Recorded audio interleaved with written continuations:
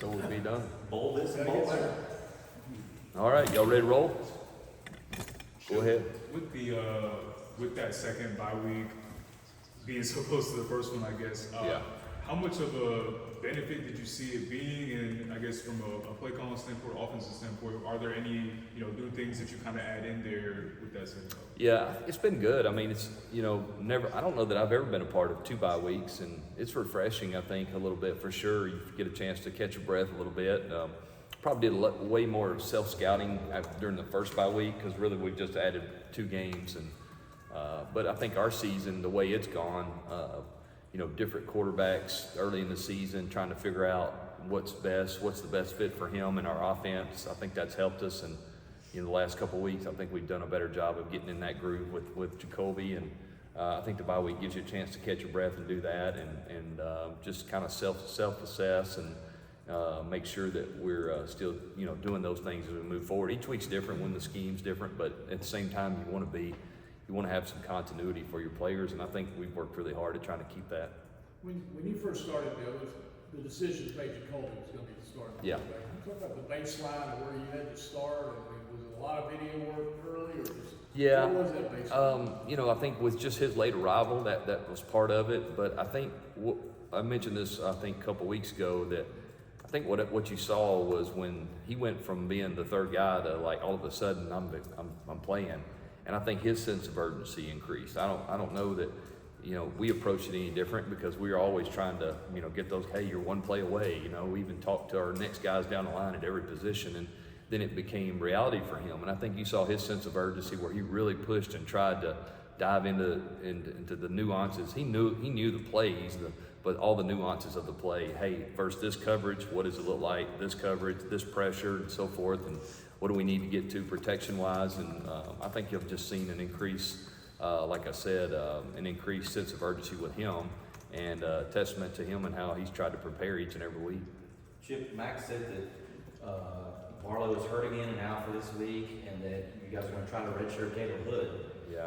I was going to ask you, where does that leave you at running back? I guess that means Bullitt is your solid number 2. Is Charlton French your third guy now in that rotation? Yeah, I think you'd have to say that. I mean, we want to get, we're trying to do the best thing for the players, each individual player based on, it's a different world this day and age, and Caleb's fought some injuries in his career, and you'd love for him to really get an opportunity for a full season and be one of the guys and so forth. So if we can do that, I think that's a great opportunity. And then Barlow, poor guy, he's really worked hard, and he's got a skill set, and against Florida State he goes down, so tough luck for him. But we got a lot of confidence in Bullitt. Bullitt's done a really nice job on the times he's played, and Charleston, French has done a good job too. He's going to be fine. He's just getting here. He got here late, but I like him. He's a great kid. He plays really hard and plays fast, and a little bit different dimension to the tailback position or the running back position. But yeah, I think probably that's where we'd be right now, and then hopefully we can salvage Caleb's year, and hopefully he'll get a chance to have a full year. Would there be a fourth guy? I know Maury carries the ball 30 times a game, I understand. Yeah, most of the time he does. Yeah, I'm just curious. I think we'd be those 3 would probably be, and then we could. There's some guys we could probably bring up, from that help the defense out some. But yeah, really, I think those will be the 3 guys we really have to focus with. Gotcha. He He's does. played 3 games. So he's got 1 left and then can play a bowl. Yeah. So the bowl game doesn't count. Right. Yeah. You kind of what Max is talking about. If you play 4 games with the ball, he can play in 2 of the last 4. Yeah. Yes. If one of them's long. Yes. Yes. Chip, when you look at Wake Forest Yeah. and their defense, what stands out about them, and what have you seen of them? I tell you, they're really well coached. They're where they're supposed to be all the time. You don't see a lot of busted assignments. I think I've heard a lot of great things about that coaching staff from Coach Brown, and not played these guys before, but they play really hard. They're very well coached. They make you earn it. And I think that's what sticks out to me is you're going to have to put plays together. Don't see just a ton of explosive plays over the top or long runs, and I think they're in position where they're supposed to be, and we've got to do a good job of trying to create some of those too. Sometimes we we've not done a good job of creating those explosives like we should, and so. But I think they're going to play extremely hard and very well coached, and they're an impressive group. I think really when you look at them, they do some things internally to cause you some problems moving and doing some stuff like that. And again, I think it goes back to they know where their weaknesses are in their defense, and they do a good job of covering those things up. If you were to look at the, can maybe itemize a few things, areas the offensive line has progressed since Minnesota, maybe 1, 2, 3. What would be those 3 things? Yeah, I think number one would be just IDing the fronts and things the right way. I think when you have inexperienced tackles and a new center, you're trying to get that communication piece. So I think just IDing the front in the run game and the pass game was probably the number one thing that sticks out. Because with that, when you feel comfortable with that, then you play faster, you play more physical, you run off the ball better.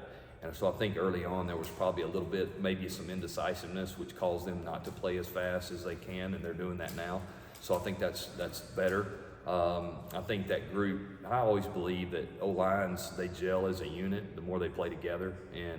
And because, the guy next to him is the same guy over and over and over. We had a little spell there where Aiden was out, and we had a left guard we were playing, but, Willie's played most all year with Trey.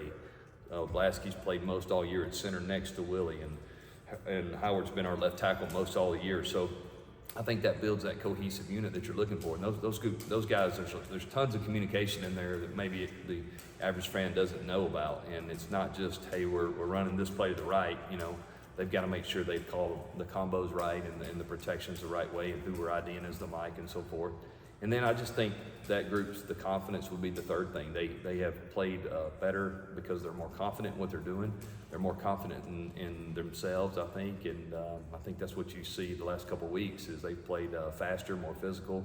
And last week was that we challenged those guys as a unit because Florida State's got a really talented defensive front seven, and the challenge all week was we play against a pretty good front in practice. Let's go answer that bell and try to be physical, and I think our guys did a nice job of that. How are the first 2 things you mentioned kind of connected to the quarterback? Because quarterbacks are different. They have to be synced with the O-line as well. How much did that maybe slow the progress, and how quickly have they gotten in sync with the O-line? I think that's a great point. I think when you play multiple quarterbacks, that communication between the center and the quarterback's huge. And it's not like it takes a long time to say it or anything like that, but just understanding that, we're in this look, so we want to make this call for the protection. Now they gave us a little different look that maybe the center can't see, so the quarterback gets it right because there's a safety down or whatever that we're trying to do. And that goes back, those guys knowing it, doing it over and over and over. And obviously early on, Jacoby wasn't getting that work, right? He was kind of observing, and I think the more he's become comfortable, the more confident Jacoby's become, then that unit has gelled with him, and that's what I'm hoping really is going to pay off the last few weeks. And one more question on that. The increase in Jacoby running the last few games, is that in concert with the offensive line being better and more comfortable, so you're kind of, he can make the yards that he needs to make because the O-line's been doing better? Is there something in sync there? There's been not as really a whole lot of design quarterback runs, I would say. More about him understanding the coverage. They're in a man coverage and they don't have a guy for the quarterback, and him taking off after a drop or getting him on the perimeter on some of the seal stuff that we've done. I think it goes back to Jacoby having confidence in himself and what he's seeing, and that what he's seeing is accurate. And those guys, when they play with confidence, they feel like they know what's going on, the game slows down a little for them, and I think that's what you're seeing more than anything. To go off of that, obviously Jacoby was here before, obviously with the backup role, and so some of the guys did know him from that. But with the, early quarterback, shuffling and things like that, I know we ask a lot about Jacoby's, comfort in the offense, but did you feel there was a point where the running backs, tight ends, receivers, got comfortable with him as the, kind of permanent QB1, as he, continued to be there? I don't know if there was a point. There's a couple of things that stood out. Even the James Madison game, in the second half, we really had to throw it a whole bunch, which is not really what we want to do. But you saw, I think, him building that continuity. And then Georgia Tech, I think, was another one that stands out in my mind, especially in that fourth quarter. You just felt like, okay, they're gelling a little bit. There were some guys that broke routes off, and he was on time with them and so forth. And I just think for him, anytime you have that relationship with your wideouts and you keep growing that relationship, just from going out and playing with him every day. I think it's that simple, and you know, I think he's really, you know, he stayed after with those guys and thrown some extra, and I think it's unique in the transfer world that he was already here, so there was some familiarity there for sure, but some of the guys he's playing with now weren't here. So a combination though of hard work with those two units, and then again, I think a lot of confidence with him. Chip, if you can take your coaching hat off for just a second, maybe just do it from a fan perspective or a college football appreciator perspective. Yeah. What Amarian did the other day in Tallahassee, the 5 touchdowns, 265 total yards. Like, what did you like the most? What caught your eye the most about all the different things that he did? You know, it's one of those games where we were determined we were going to run the ball and try to do a good job of staying on the field and having drives, and what a better guy to put it in the hands of, right, than Amarian. And you know, the thing that sticks out to me is he's the same guy every day. I mean, there's no drama with him. He's not up and down. He barely said anything after the game when they tried to get him to give a speech. I don't know if y'all were told all about all that. So good job, O-line. Yeah, good job, O-line. It's all about all he said, I think. But yeah, he's just a very humble guy, and I think that's why he's so well respected. There's not a lot of ego, and he's a warrior. I mean, he's a guy that can handle the load. He wants it. He wants to play all the time. He's very unselfish. There is no, if he didn't get the ball, there's no complaining. I mean, the guy does everything you ask him to do, and I think that's why he's going to be a great pro, because he can pass protect, he can catch the ball, and he's unselfish. And obviously, his talent running the football is pretty good too. Was the shovel pass like an exciting thing for you? I mean, is that designed to score on that? Is that what? Is that designed to score? Well, every play is designed to score, right? So I ran that play all the way back in high school. I love that play. It's just a play that I thought was safe for the time, because, you know, we had the lead, and hey, if we hit this and get 15, 20 yards, we'll kick a field goal. That was kind of the thought, and it's always nice when it goes to the end zone. So yeah, it's good. But it was another deal we talked about with Jacoby, great confidence, and him playing more confident is that he didn't panic. You know, they had a pressure coming from the field. He hung in there at the last minute, flipped it, and I wouldn't say he's always been that smooth doing that. I would think that's something he's worked into doing, and it's hard to stand back there knowing you're getting pressure and trust your guy. And Amarian is also a testament to the running back, because if they rush that play, then the twist and things, you know, they don't happen. They go too fast, and you don't know where the hole's going to be. So really good job by both those guys of executing. And then the guys blocking downfield, I think JJ and don't remember exactly who was in, but they did a nice job blocking downfield, and that's what it takes. You know, every play's designed to score, believe it or not. Even though sometimes my daughter says we just run up the middle every time, I tell there is a method to the madness. So, but yeah, you get on the edges. I don't know. Who knows? You know, if we don't make it on third down, she's on me too. So, Chip, is there a challenge when you play a team like Wake Forest? They are vulnerable through the air, and their defense is probably weaker in that aspect of it. For you, is there a challenge to not take that cheese and just stay with? I think we have to play this to the strengths of our team for sure. Now, with that being said, you know, I've seen them play a lot of 3 deep, a lot of soft coverage where they keep things in front of them, and so you know, I think for us, we always have to know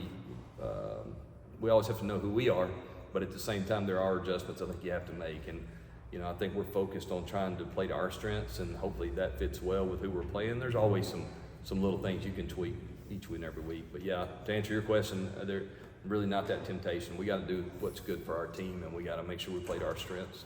Chip, with Jacoby and his development, Yep. I mean, how exciting is it knowing that he has another year left, and that you will have that continuity that you guys didn't really have a quarterback at the beginning of the season? I mean, I really am thinking about the next week right now, but I think that is nice. You always like a guy playing well that's got extra years, right, to play, and you know, I think, you know, you always add to the mix in recruiting, and that's what you try to do, is bring good players in so you can have great competition.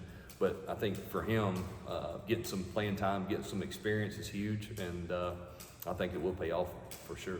You know, Jacoby told us in Tallahassee after the game that he kind of looked over to see if Amarian saw what he saw, about the way they were playing up front to see that the shovel pass Oh, play the would shovel, work. yeah. And he said he just kind of looked over and he says, "Yeah, he's got it." So he knew Yeah. the play before the snap was going to work. Yeah, I tell you what, I don't know if that's all that's true or not, but if he says that, It was a good quote anyway. It know worked for what? the story. I'm up in the box, so maybe that was good. It's a good story. No, I think you know, like I mentioned before, on every play there's different looks based on the defense, and I think he felt like, hey, that guy's not accounted for sure. We're not blocking him, so it's on me. And I think, you know, he probably felt like, you know, he hoped Omarion would see it the same way he did, and he did. But no, again, those two guys, great execution in the O-line too. I mean, and that's what it takes to score touchdowns. Everybody execute. All right. All right. All right. Thanks, Jim. Appreciate you.